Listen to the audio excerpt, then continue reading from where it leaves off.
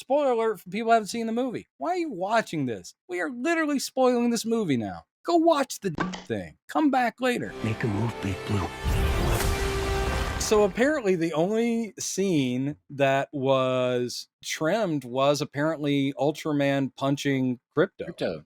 And we did not see the milk bone scene. No, I had the thought. I was like, you see him in the pet shop where it's the same street where that scene happened. So either they cut it or it was just for the commercial. But yeah, do you think? Yeah, I think it was just for the commercial. I mean, they may have cut it because there was something that we saw them shooting that wasn't in the commercial where it looks like Krypto maybe bites his foot or something by accident. Yeah. Or on purpose, probably, because he does that. Krypto, ow, stop it. Because you see him later in that shot in the post-credit scene where they're looking up at the wall. He's got a bandage on his foot, but they don't really highlight that here because I think they cut the scene where Krypto bites him. I think that's what happened. Oh, anyway. Okay.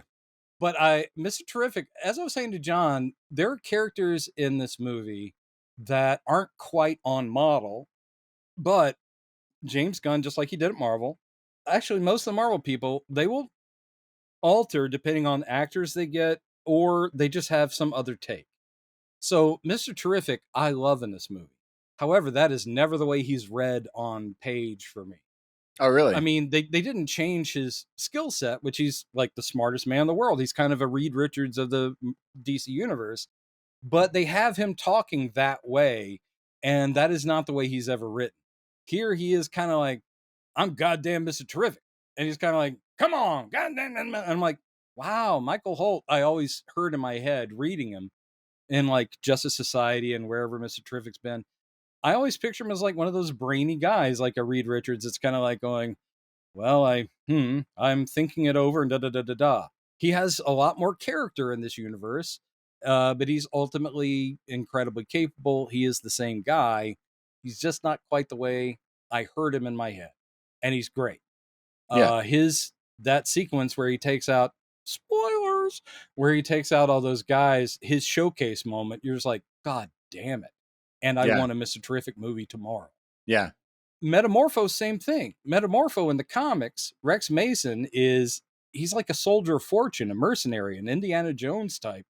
So in my head, Rex Mason, Metamorpho's always been like, hey, baby, a little bit tough and kind of like going, let's see, what can I turn into? Oh, I'll do this.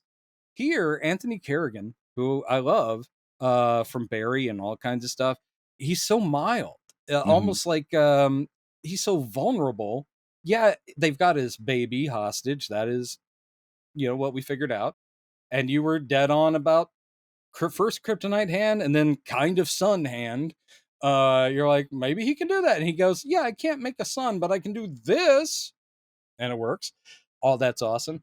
But yeah, the whole thing with like at the end when I love the fact they misled us. That last battle scene is handled by the Justice Gang, not Superman, because he's got too much else to mess with. So Metamorpho helping them, and then at the end going like, really? You want me to be in the group? And he's just so like, oh, wow, that'd be cool. Yeah. Like, that's a weird Metamorpho take. Yeah. And I love the flash of him at the end with, I guess that's Sapphire. Yeah. Because he's got his baby and baby mama, and they're living in a junky apartment. I think, I'm speculating on something. We may never see Metamorpho again, but I'll say this.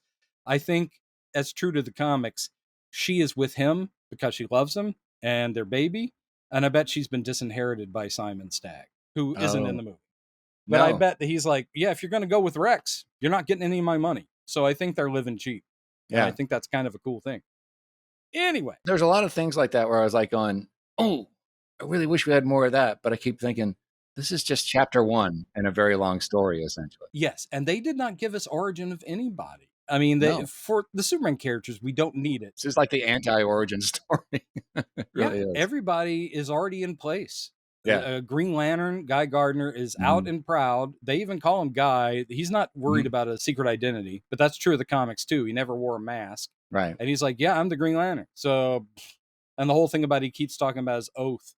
We can't get mixed up in politics. That's in my oath. They're like, what is in your oath? About everything, You say that about everything. Yeah. Hawk Girl, we don't know. We still don't know if she is Thanagarian or reincarnated. We don't get her backstory. They never even call Mr. Terrific Michael Holt. He's just Mr. Terrific for the whole movie. Yeah.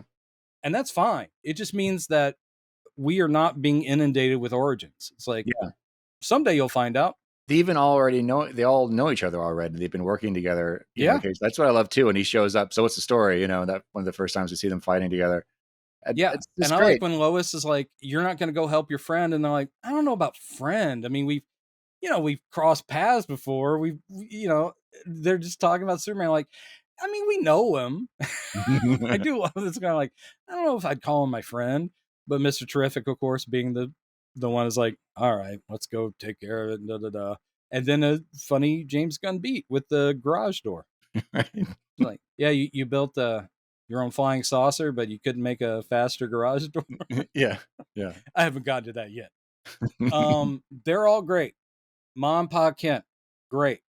That scene with Pa Kent. And I also like the fact that Gunn's like, Pa is the schmaltzy one. Yeah. I like the way she's like going, oh, Pa is just full of mushy. Yeah, he's mush.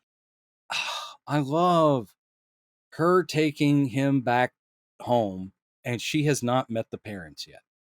And then as they're getting him off the ship, they're like, I'm Martha, this is John. She's like, I'm Lois. It's nice to meet you. It's like, wow, that's the first meeting. Yeah. So we do have some first. It's true. We do have some first in this well, movie. First time Lex and Superman meet, even though they've crossed paths, no doubt. Right. Metallo, probably.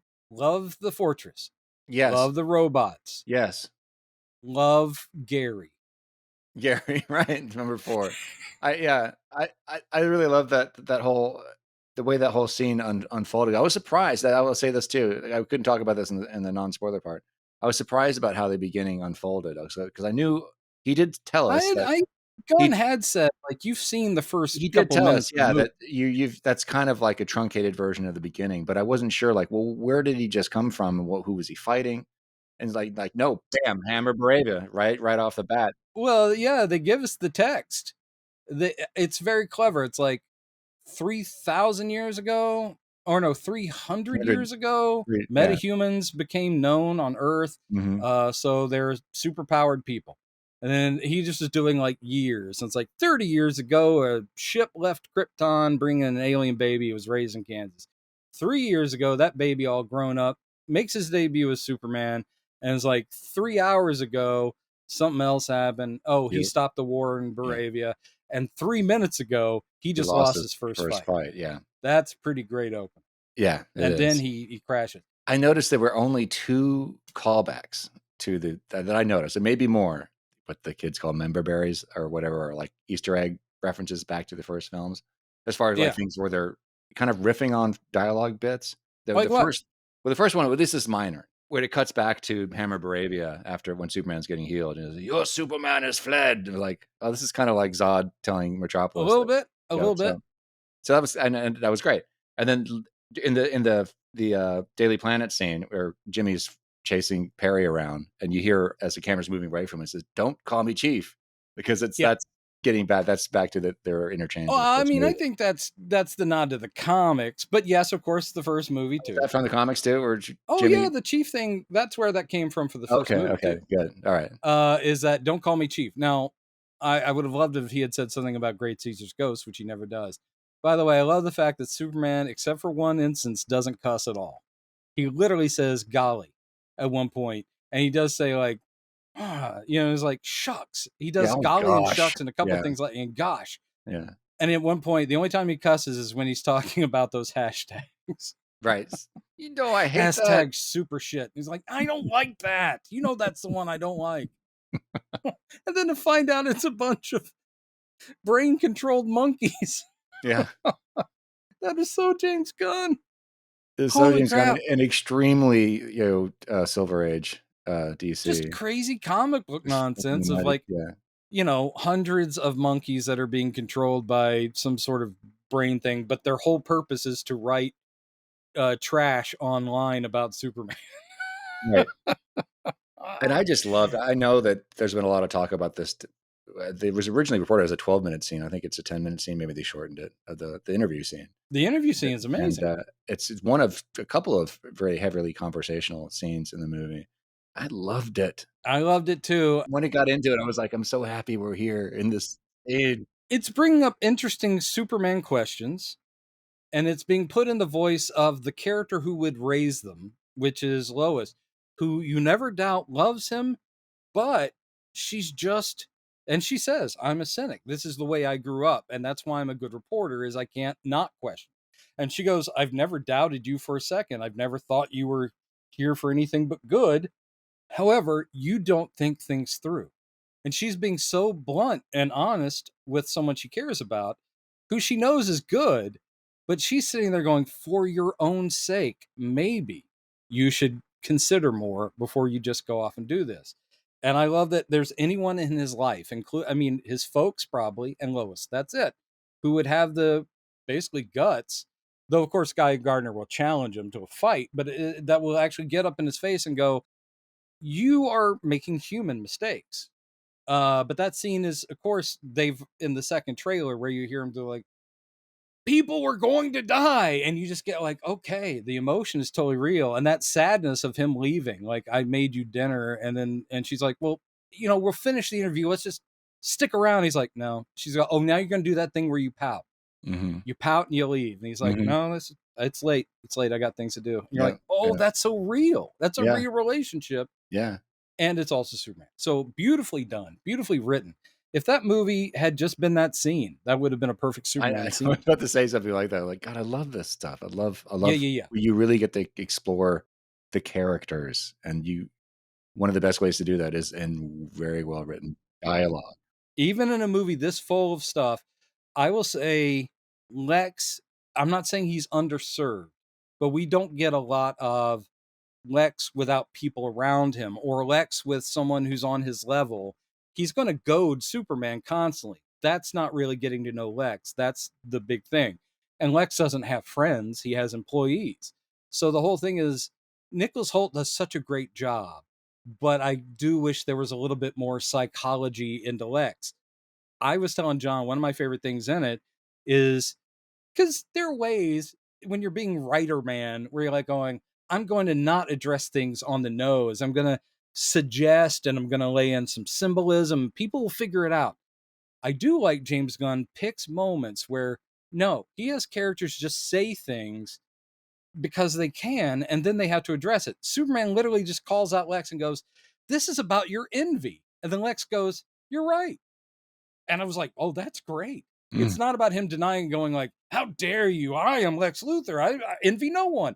That's what a hack writer would do. Instead, he has Lex go, yeah, this is about envy. But the envy in me is like, that's my engine. That's the fuel. And he goes, I am representing all of mankind.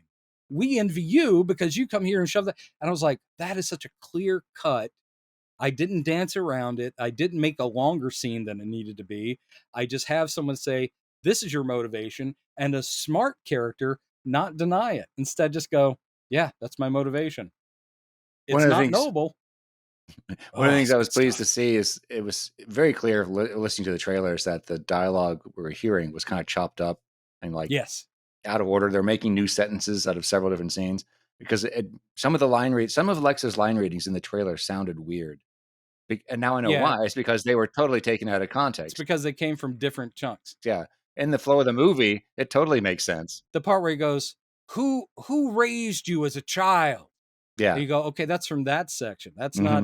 And then the other part where he goes, maybe I'll go after that reporter you. And that's after he, killed the poor falafel guy. Yeah. By the way, that was tough. And that was a hard scene. And then that pays off at the end where front page story about the true hero of Metropolis was him, Malik, or whatever his name was. I was like, that's great. I do kind of wish that moment. I do kind of wish we had at least one more scene with him before that, like before he runs over and saves Superman. Like maybe it's even just Clark Kent, like going and patronizing his business because he knows him. Well, instead they had this was awkward writing because it is him running over to save him, but while he's doing it, he's like going, do you remember me? I gave you free falafel once because you saved the whole city. He goes, yeah, I remember you. But I mean, it's not what a person would say. No one would run over to help someone going, do you remember me? I'm giving you exposition about who I am. There were a few exposition-y moments in the movie. Like yeah. Like when they in the fortress, there were a few lines in the fortress when they got there, like Yes, I know, Lex. That's why you created me, and that's why I'm like, yeah.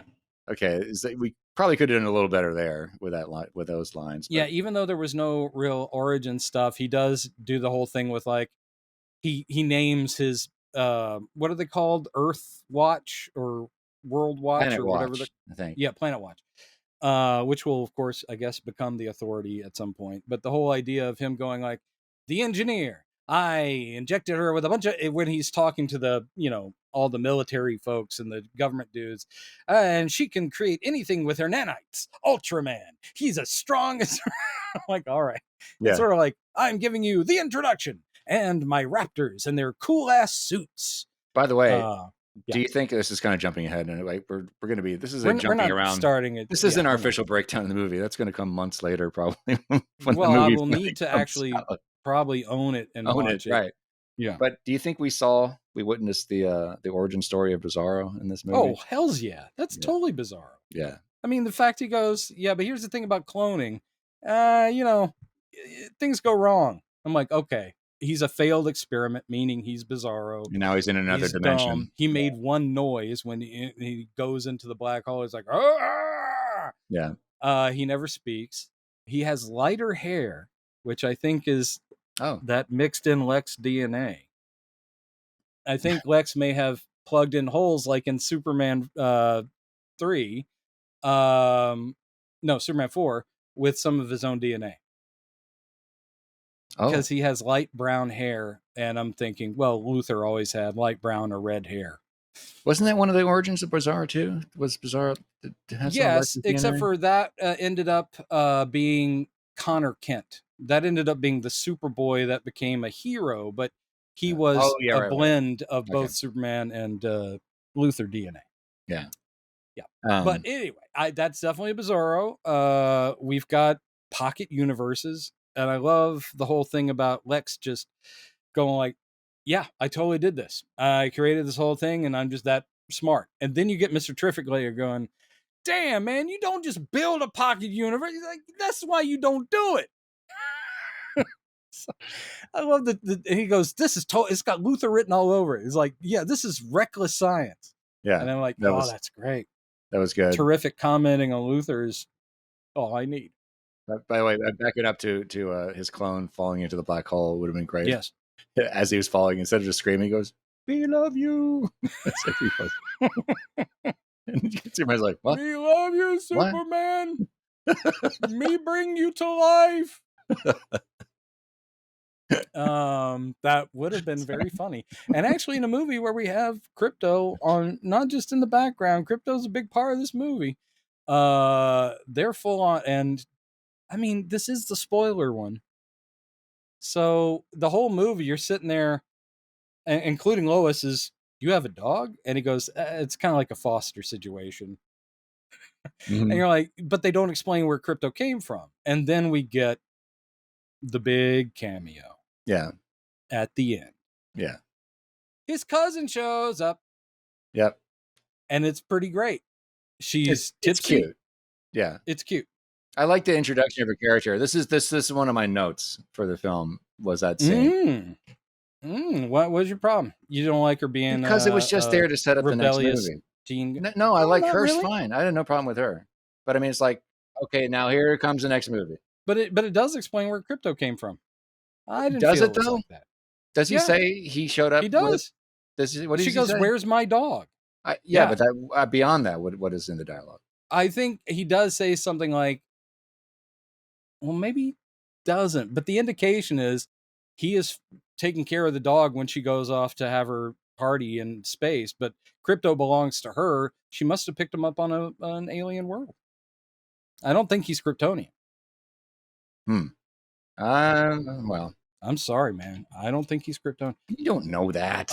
No, but I'm speculating. And I'm all right if he's not Kryptonian. He's great. I will now discuss the thing that I had the asterisk, where I say I love this movie with an asterisk.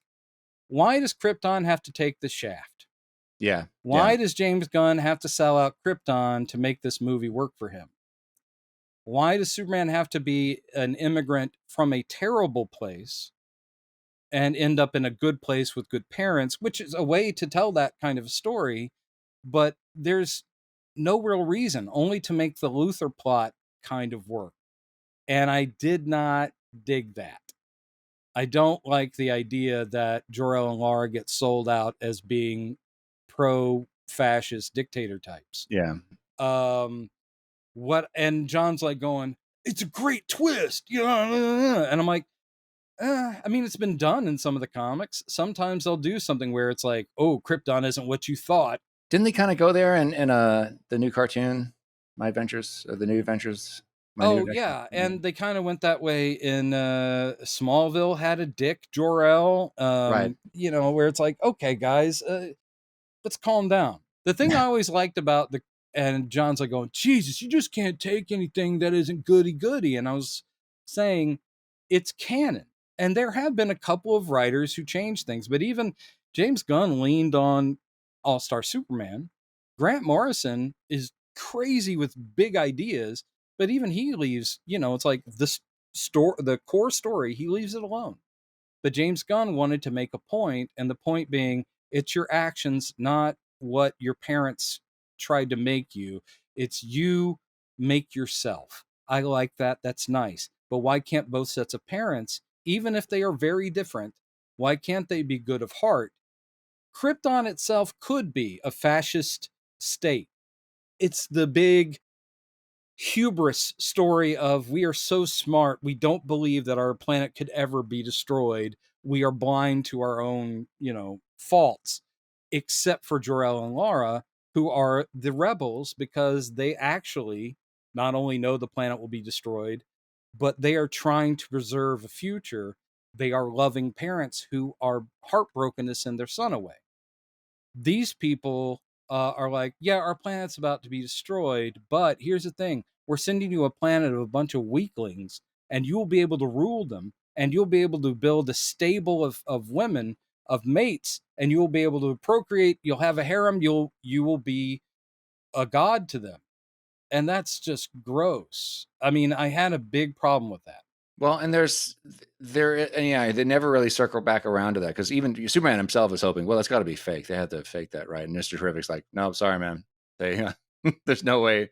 I forget what he said, but he's like, it's highly unlikely. Well, my point to John was like going, no, for what he wanted to do in the story, that makes perfect sense. It's really cool. And I said, look, if Luthor gets into the fortress as he does because he's got Kryptonian DNA, Ultraman, and he sees that message and he knows that it's been, fucked up. And the second half, Superman's never heard. That was the whole point of the story. Right. He could have faked. In other words, exactly. James Gunn could still have his cake and eat it too. Yes. And have even Superman believe that that's what it says. And then you could still have the out at the end where it's like, no, he did create that. He did fake it. Yeah. But that's not where they went. They decided in this movie. Yeah. But that's why I was they're not going to come back to it. They might. They might. I think that was James Gunn's comment on Jor-El and Lara and Krypton. Maybe. And but it's also he could pay off at the end where it's like, oh, put on the footage of his parents. This calms him, so he can have the payoff of it's his Earth parents. They're the ones who are important. I'm just saying, and I know this is a totally different story, but in Guardians of the Galaxy, Yondu in the first movie was a sort of secondary antagonist and not a good. He wasn't really portrayed as being a good guy. Right. Second movie, he totally is revealed to have been, his real father, basically the guy who really looked after him. There's writerly ways you could get out of it in future movies. I just don't think. I think James Gunn isn't playing a long game with Krypton. I think he is like, that was my idea. Another writer could come along and say, oh, actually, that was a message that was either Luthor fucked with it or Zod or somebody before it was sent off is like rewrote it. Brainiac could have rewritten it while Kal-El was hurtling through space. There's a million ways you could say, oh no, that wasn't the real message at all. I just don't think he's going to return to it because I think he's like, no, I made the point. And the point is that Superman did not need the inspiring words of Jor-El and Lara to become the good man he is. True, yeah, but that also doesn't mean that it needs to stay that way. No, I agree. I just don't think that is the case. I think that's both of us wanting a better outcome. It is wanting a better outcome. Where Jor-El and Lara aren't pieces of trash. But Gunn is not going to be writing every single one of these movies. No, true. but he'll be sitting on top of it. He also and he'll be like, "Oh, don't waste time on that. We're never dealing with Krypton again." Also, this is me. That's him on his get throne. away. He's like he's sitting on it with beating people away from it with a stick. Yeah. Get away. I told you to write about Mixius Pitlick. Go. Yeah. Because, and also having cast Bradley Cooper in it, which had been rumored for months. We finally got to see it. So and if somebody asked in one of the interviews, like, so we're going to see more of Bradley Cooper as Jor-El, and he says, "Oh, yeah, of course he's not going to say it, but I think we're going to see him." And Angela Sarafian, I think is her last name. She's been in a lot of stuff. He just finds interesting people, and I think it is because he came up, even before Marvel, he just came up from indie film, and so he finds cool, interesting actors where you sit there going like, yeah, that's not a name I thought would ever end up in like a comic book DC movie or something, but sure, why not? That's great. Just like Pruitt Taylor Vince as Pa Kent. That's indie actor showcase right there. Mm-hmm. And of course he's great. Mm-hmm. Man, that stuff got me right there. Yeah, so that was a big one. I was having a heart attack during the movie, so I kept doing this. That was a big note I know that both of us were going to have with this one, because we discussed this concept before. That was the thing, guys. That's my big note, is that I love the story. I love the way he captured Superman, the character, the world. It's just that one twist where he's like going, "No, this ain't your daddy's Jor-El and Lara." And I'm like, geez, didn't like that. So, what did you think? This was, I enjoyed these bits, but it was a little weird to me. The stuff with Jimmy, and where he seems to have this uncontrollable like pheromone power over women. Apparently, Jimmy is desirable, and that's a big twist on his character, because Jimmy has always been, a dweeb, and outside of Lucy Lane and a couple of supporting characters, is not like a long line of love interest for Jimmy. So the idea that Jimmy Olsen, and Lois even asked him at one point, she's like, what Jimmy, is the what deal? Is it with you? What's the deal? I kept thinking it was going to be revealed that somebody had cast a spell on him, like he was keeping a secret, and it had gone horribly wrong with Eve, because he's weirded out by her. You thought there'd in this movie they'd suddenly like introduce magic on top of it. You can see even that scene that earlier where they're setting up the foreshadowing in the planet, where there's the two staffers looking at him going tee hee. He's looking at him going, "This is weird." He seems uncomfortable with it himself. Well, yeah, just because he's got work to do, and these ladies just keep falling all over him. That behind the scenes thing where it was like, "Hey, I'm Jimmy. Let me show you around the Daily Planet," and they show his desk, and he has all these pictures of him and girls and ladies and stuff. I kind of thought, because he acts like he's a little embarrassed about that. Yeah, he's like, I thought that it was going to be revealed that he had like photoshopped stuff like that to try to make him, because that would be a dweeb thing where he's like, "Oh, just some girls I've dated." But in this movie, no, this guy has a huge he's got a history body count, including mutant toes. That was about as James Gunny as you're going to get. That we find out one of his exes has toes that he calls mutant toes because they look like shrimp cocktails. Yeah.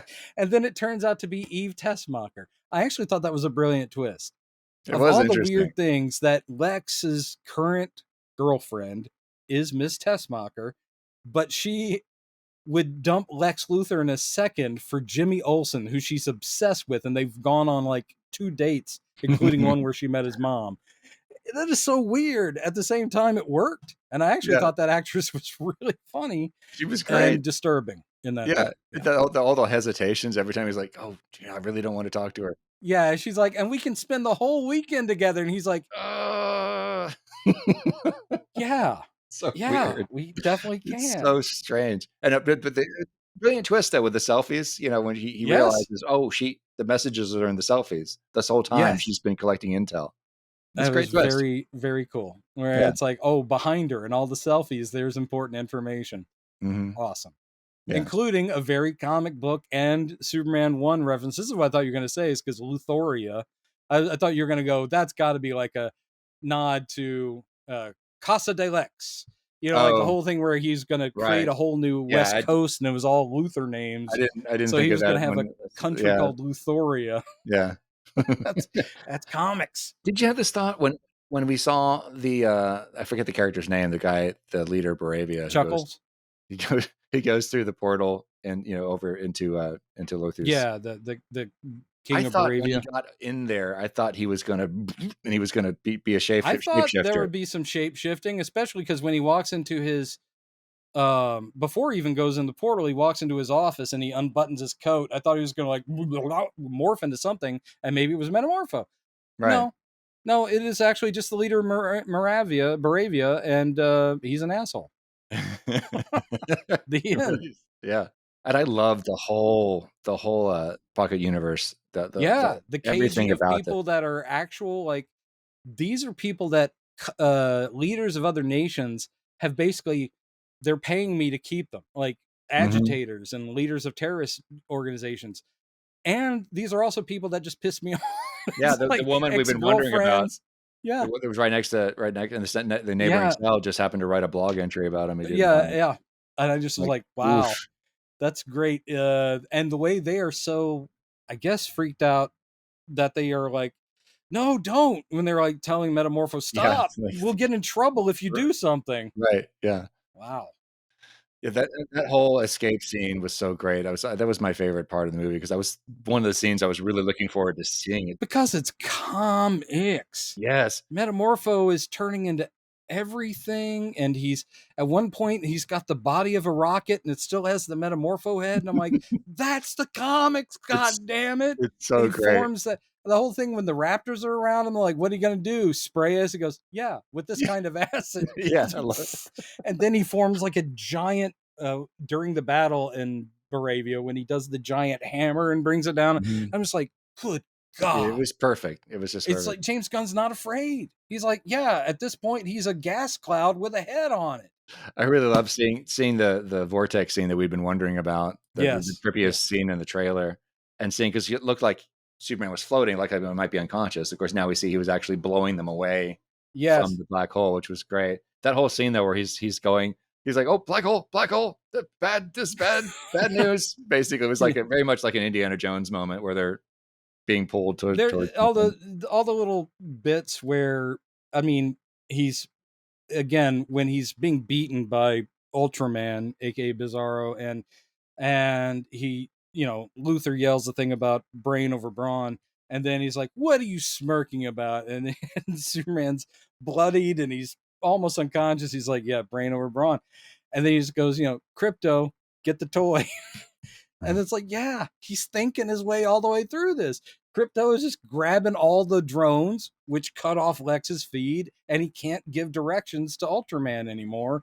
I'm just like, I mean, I know that's not the most insanely brilliant thing, but I'm still going, that's smart. It's just smart. And watching Lex run, screen to screen, and he's like, no. And they're like, we lost another one. We lost this one. And he's like, ah. Yeah. Lex getting frustrated.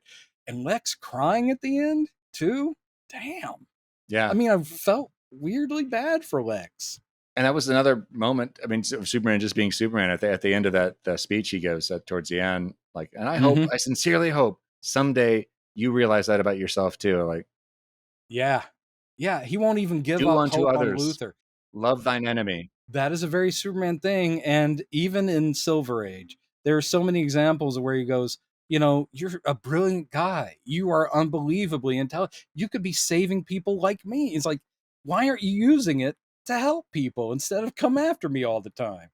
I love the fact that Superman won't give up hope. And that's exactly what Lois finally says to him. She's like, you question nobody. You believe in them. And she goes, I question everybody. And it's like, yeah, that's the character. Boom. Bingo bongo. So we got so many great moments of him caring for people and saving them, but also just caring about them. And I love that great moment where he turns around, because we didn't see this in the trailer. We just saw them, shielding the fire from the kaiju. After that, in the movie, he turns around and goes, "Everybody okay? You good? Everybody okay?" And they're like, "Yeah, we're good, Superman." And he's like, he smiles at them, going, "All right, cool." It's like, little and moment the thing of joy. where he saves the woman, sets her down on the rooftop, and he goes, breathe. I mean, he's taking a moment, and there's stuff going on, but he's like, I want to make sure this person in front of me is okay. And caring about the kaiju's welfare, like can we maybe not kill it this time, guys? No blue goo came out of him. I was promised blue goo. Ew. That TV commercial promised me blue goo. I love that whole thing where he's like, guys, come on. And then he sees what Guy Gardner has thrown into his stomach. He's like, oh, God damn it. And then glory behold, he saves a squirrel. He did. Who called that one out? Yeah. And the squirrel, by the way, was not Chip of the Green Lantern Corps. It was just him saving It was just a squirrel. I was wrong, however, about that being turned against him in social media. No.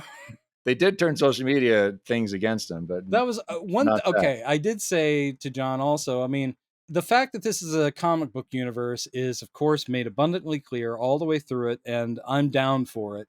I will say, only in a comic book universe would, let's say, a wealthy tech billionaire guy says, I have proof that Superman is against us and he's going to take over the world. Here's the footage of his alien parents saying this. And literally within 15 minutes of that, people have it on their phones. They've all turned against him. I mean, because it's that instant. That's why he goes into Stag Industries. He is devastated by what he sees, but they have also immediately gone, Luthor's right. He's going to kill us all. I mean, that's the guy who just saved everybody. Right. And they immediately turn on him because of footage. I mean, maybe days later, if he I don't want to be interviewed. I don't want to talk about it. And they're like, is it true? But this is 15 minutes after Luthor is on TV. Yeah, it was a little...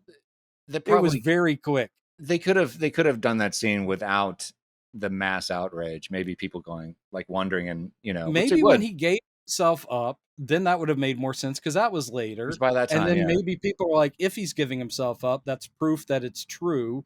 Maybe they could then be, outraged at him. But it is so fast. It was like, yeah, that's just for story. You have to have them immediately. And then they immediately flip again.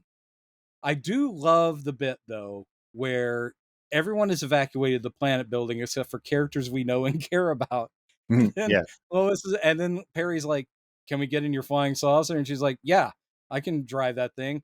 And it's like, all right, you guys come with us and bring that board with you.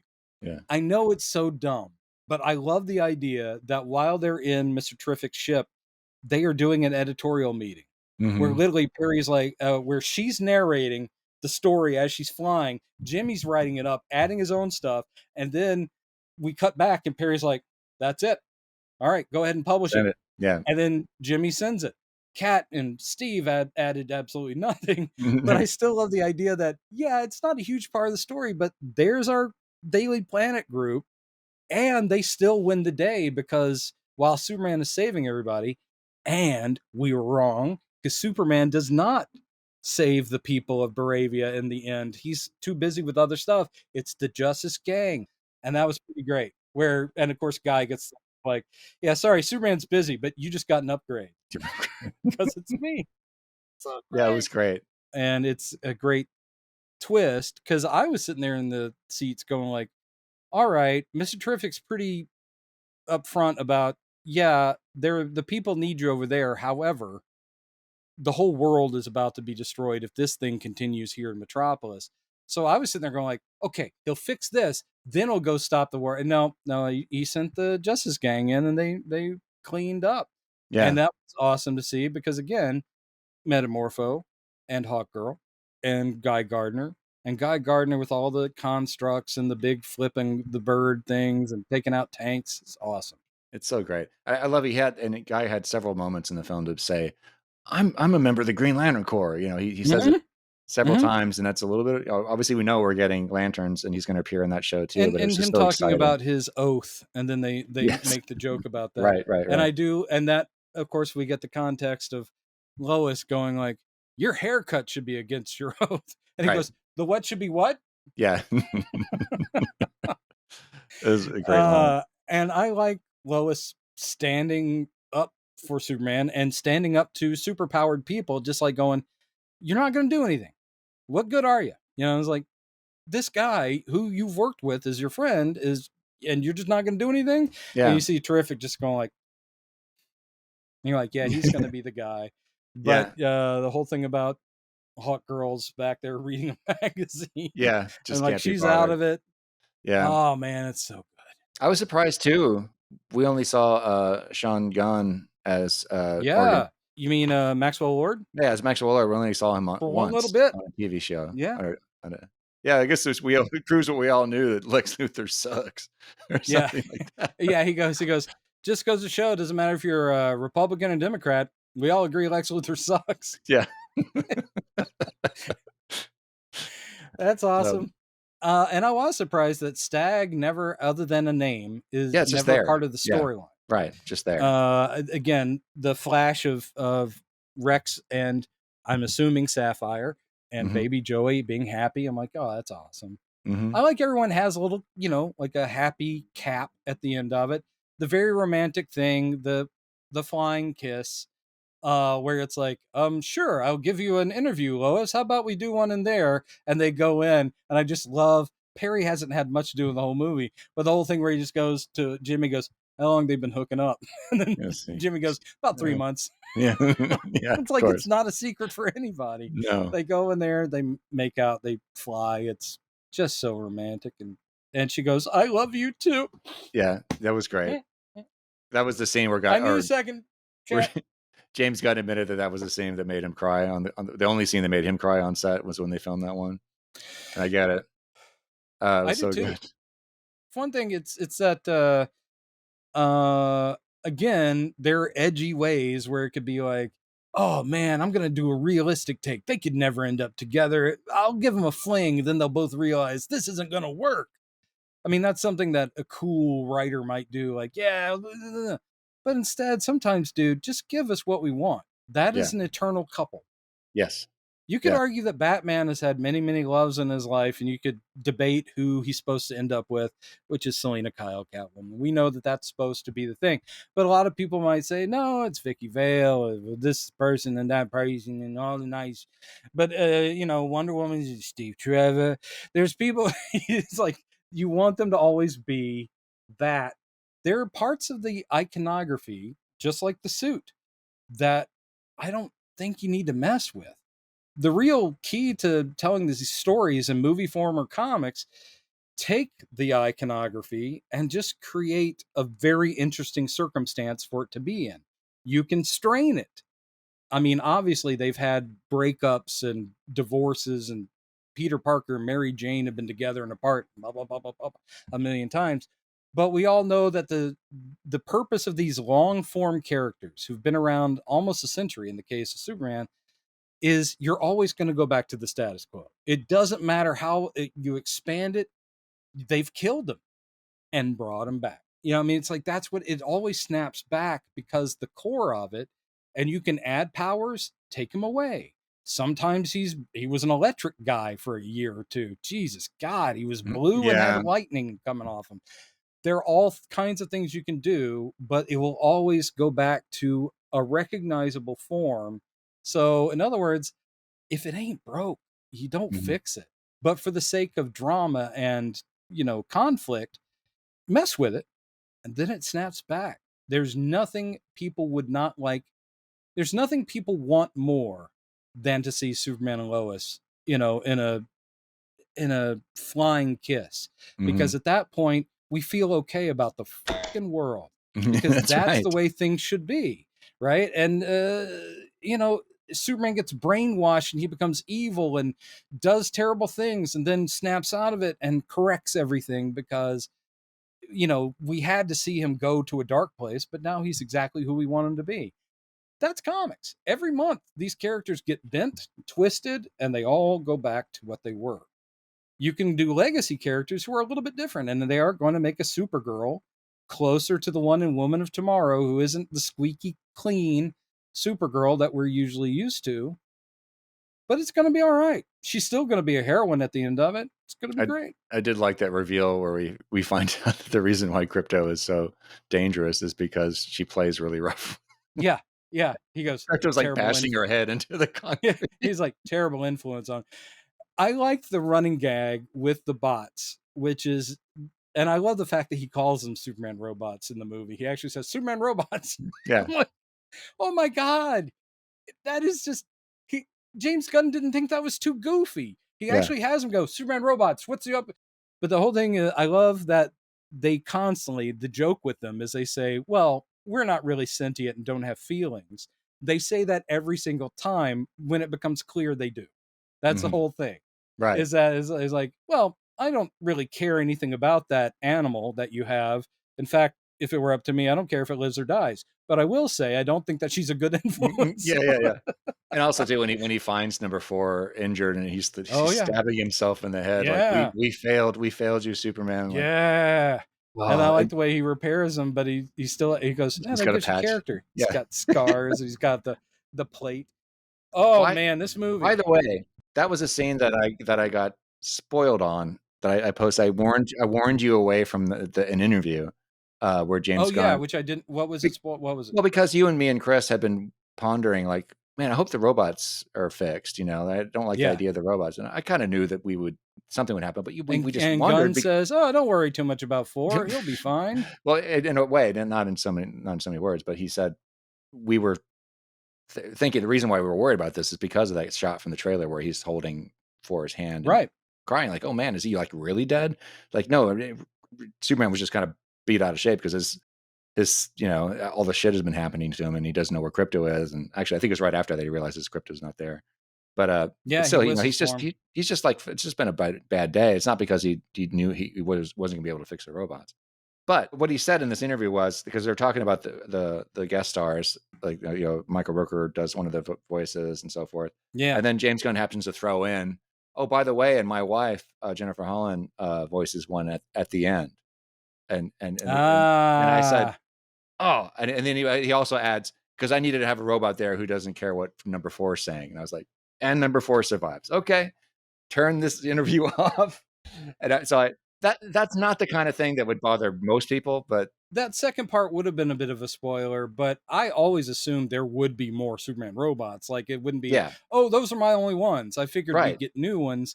But I'm glad 4 survives and is now named Gary. Yes. I like that he suggests his own name. And I do like the way Superman doesn't mock it. And in fact, in the next sentence, he calls him Gary. Yeah. And it's just like, it's good. Yeah, it was a great Superman's scene. A good dude. Have you noticed that? That he's just like a good dude? And that wasn't a big deal. That was just something I was looking forward to discovering when I watched the movie. Was there a name? I'm sure there is. I didn't catch it in the credits. Name given to the Luthor subordinate with the big thick glasses who comes name him with the weird beard, like I don't remember facial hair. He just has these ridiculously big glasses and he challenges him a lot. I think he has a mustache. Right. Yeah. I think he might be from the comics because there is like a Luthor core scientist with big glasses, but I might be wrong. I did notice that one of the techs he yells at one point, like, I just said that when the cameras are going down. That's a guy who played John Lennon in the Midas Man, the movie about Brian Epstein. Oh, I never saw it. Or Brian Epstein, depending on who you talk to. I'm the only one who applauded, by the way, when Superman created by Jerry Siegel and Joe Shuster came up. I was surprised. I was like, really? I'm the only guy who applauded?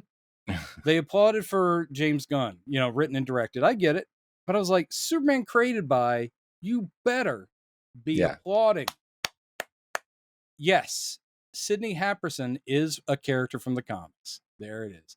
And he's played by Stephen Blake Hart in the movie. Is he? So I was like, those an associate of Luthor in the comics? Yeah. Okay. He's and in fact, I think he's one of the ones in the John Byrne run. I believe he is key in creating the clone of Superman. Yeah, he even has the mustache. Well, there you go. That was intentional. Cool. And it was interesting too that Otis was basically just a guy on his team. He wasn't a comic foil. Yeah, he was muscle, and that's all right. But Tessmacher is very much a cartoon character, but used well. And to tell you the truth, I don't have like deep feelings about how she should be treated. It's like, come on. At the end of the day, that's Miss Tessmacher. She was created for the other movies, was never in the comics. Let's just let it go. They didn't put Mercy in it, and she was created for the animated series, but she's a great character. Well, it makes me think of, like, in Superman Returns, where Kitty is essentially Miss Tessmacher, and they just call her Kitty, and for some reason she's not the same character when she could have been. And this one kind of avoided that. I was like, well, let's just make it Ms. Eve Tessmacher. But also, they have Otis, but it's not really Otis. So it's like, I think James, it's just nods. In a way, he was paying tribute to the movie he loved. When Pa is talking to Clark, I do like where he goes, I like that Luann. She's real nice. He's like, it's Lois. Oh man, I really enjoyed the movie. Yeah, I really did too. My favorite part? My favorite part in the movie is when he's like going, and then he goes. That was awesome. And you were right about the heat vision burning his eyes out. Oh yeah, you were right about Ultraman doing that. Let's do the scorecard. No, I thought that was going to be from him overusing it, his own heat vision, and that leaving but it was actually the final battle with Ultraman. Yeah, and Ultraman burns his eyes. Well, that was one of my theories, but it wasn't my favorite theory. My favorite theory was that it's from him using his heat vision when he's not fully healed from the kryptonite poisoning, which would have made sense. His kryptonite poisoning looked pretty bad. But yeah, and of course, James Gunn gets in the joke. You have Metamorpho, one of the weirdest looking characters in comics, looking at him going, "Oh, you look gross." Yeah. And then after they save each other from the black hole, and he's standing there as a head with tentacles standing, and he looks at him and goes, "You're weird, man." Yeah, you're so weird. And Mr. Trivia going like, "Them," and Lois is like, "Them." He's like, "Yeah, your boyfriend, dog, and somebody." He goes, "And a squiggly man." He's like, "Green baby and a squiggly man." That whole sequence was so great. The whole God damn it. We don't need to do the scorecard. I don't need you just patting yourself on the back. I was gonna say you were right. You were right about Luthor's command center turning into a ship. Yes, you called that. I was pretty proud about that, and actually, I thought that was a great balls out Luthor moment, simply because he's responsible in a way for that rift opening because of his pocket universe and all that nonsense. But he's fully willing to like sacrifice his own building. I mean, he's not like, it's like they haven't evacuated. He's like, I don't give a shit. And he's like, I'll worry about it when it's a city I care about. And then his own building is splitting thanks to that. And he goes, all right, let it go. And yeah, that middle section is its own ship. And then he's like flying off. I was like, that's it. Because we kept looking at it like, even if that is that bridge section in his building, why is everyone sitting there looking out through these windows? Why is that a command center? Oh, it's because it's also a ship. And that was the ship that was sitting in the middle of the street that we couldn't figure out what it was. Because we were like, maybe it's a white Martian ship or whatever. Because we're like, that's not the T-sphere. I mean, the T-ship. But what is that ship? They used it to go rescue all the people from the cubes, too. They pulled the people out of the cubes. That didn't seem to be a big enough ship. I got to say, those cubes looked like they were thousands. It was a multiple, but maybe they made multiple trips. Many trips. Yeah. Before it folded. Do you think they'll use that as the black hole in the pocket universe? Do you think the other writers will be like, well, that's our little nod to there will be a multiverse and we'll get to have all kinds clearly, of I mean, Bizarro's origin is probably off in the Bizarro dimension now. I love that the Hall of Justice it's still being built, but it's literally 3 people.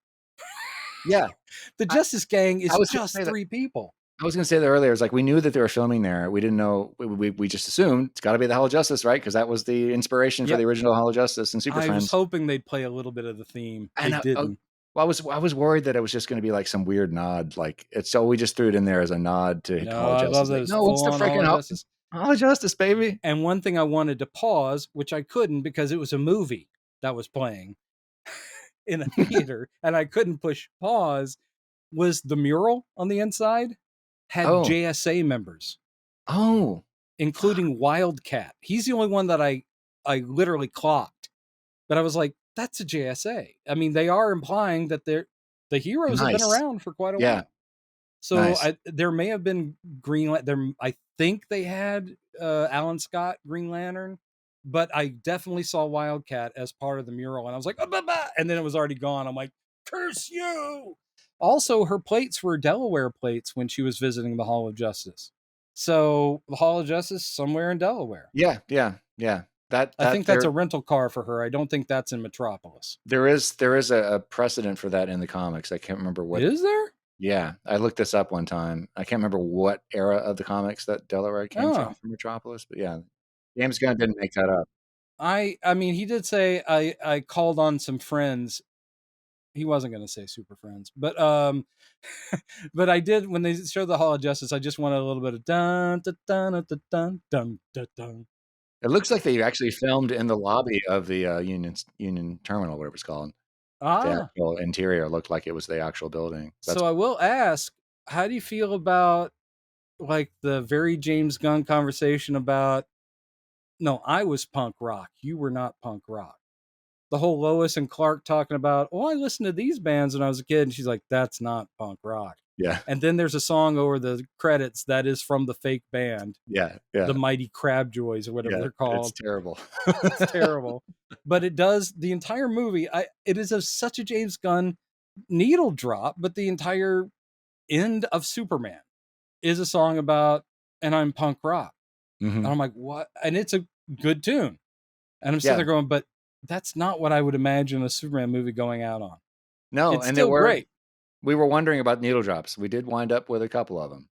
Just a couple of them. And they were obscure songs. Yeah. No.